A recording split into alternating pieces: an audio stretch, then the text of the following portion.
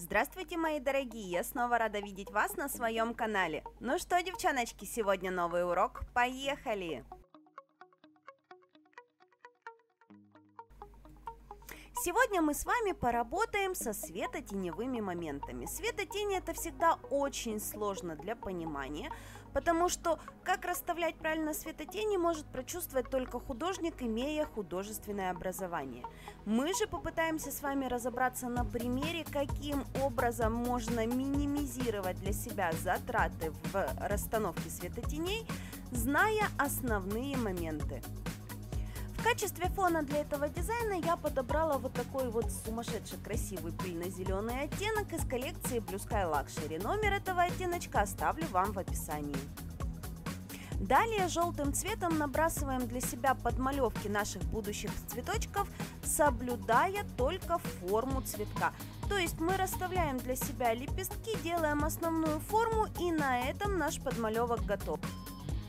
Теперь переходим к созданию тени. Тень будем делать таким коричнево-золотым оттенком. Он очень хорошо сочетается и с пыльно-зеленым, и с желтым в подмалевке. Смотрите, запомните одно единственное правило. У цветов всегда тень находится в серединке цветка, а краюшки лепестков всегда самые светлые. В данном случае у нас совершенно плоские цветы, у которых лепестки не наслаиваются друг на друга, поэтому именно по этому правилу мы и будем работать. Если же у цветков есть наслоение лепестков, то там еще нужно продумать, что верхний лепесточек должен отбрасывать тени на нижний. Если у лепестков есть какие-то заворотики или поворотики, то тенить нужно и эти моменты. В данном случае мы максимально упростили для себя подмалевок цветочка, и поэтому теним только серединку. Самое главное в данном случае это хорошенечко проработать растушевку нашей тени. Потому что если вы плохо растушуете цвет, получится такая себе грязюка. Поэтому основное внимание отдаем именно растушевке оттенков.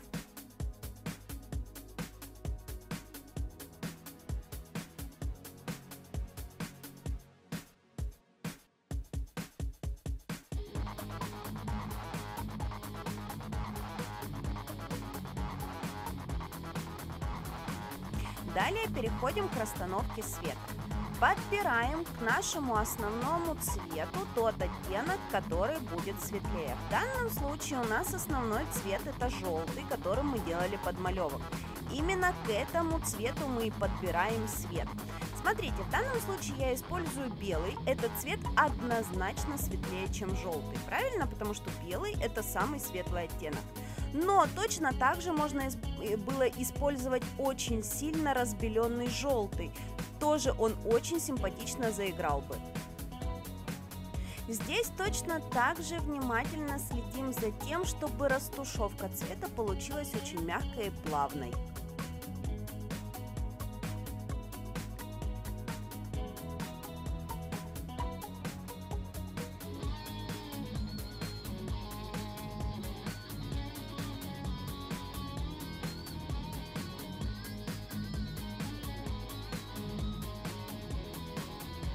Теперь начинаем прорабатывать фон. И здесь мы пользуемся тем, что цветочки у нашего фона находятся выше, чем фон. Соответственно, цветочки на фон отбрасывают тени.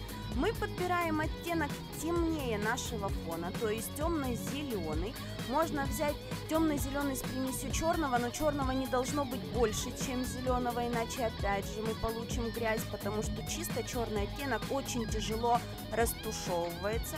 Его надо использовать не в чистом виде, а либо разведенным с финишем, либо с добавлением какого-то основного цвета, в данном случае зеленого. Заполняем все места, которые у нас находятся в тени, и делаем растушевочку.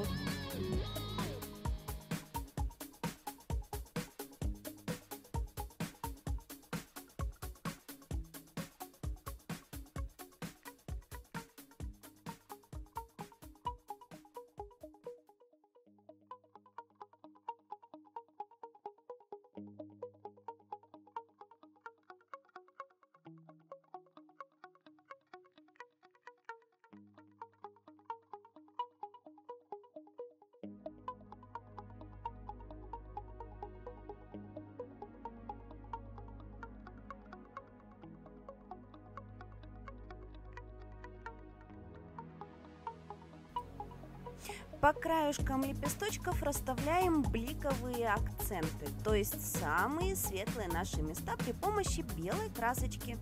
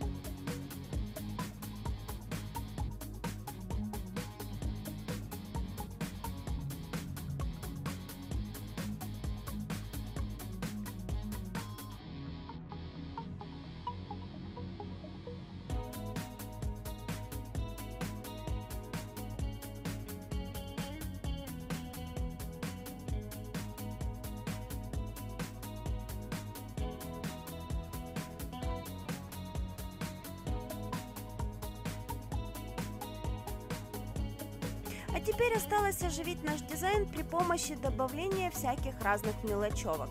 В данном случае я белой красочкой рисую такие себе скелетированные листья, которые опять же добавят воздуха в мой дизайн ногтей.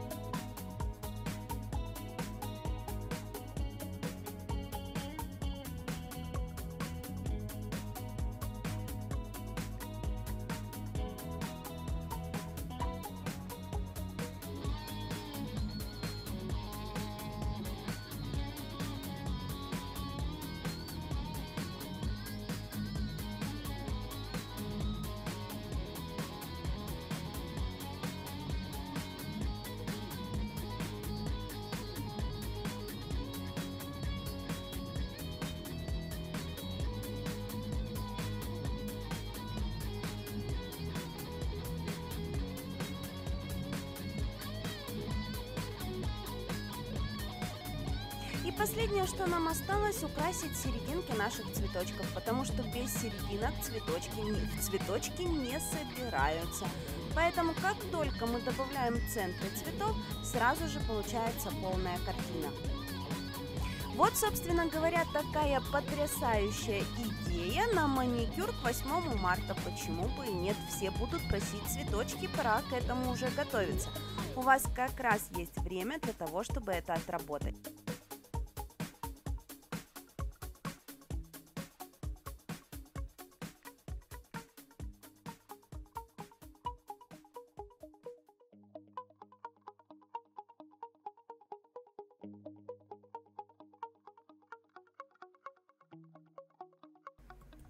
Вот, собственно говоря, и все. Такой дизайн ногтей у нас получился. Перекрывать данный дизайн можно как матовым финишем, так и глянцевым. В данном случае я перекрыла матовым топом и при этом в серединке цветочков поставила капельки глянцевого финиша.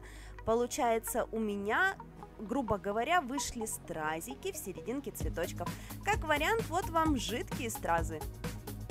Надеюсь, вам понравилось, надеюсь, вы оцените меня лайком. Я же на сегодня с вами прощаюсь. Всем до новых встреч, пока!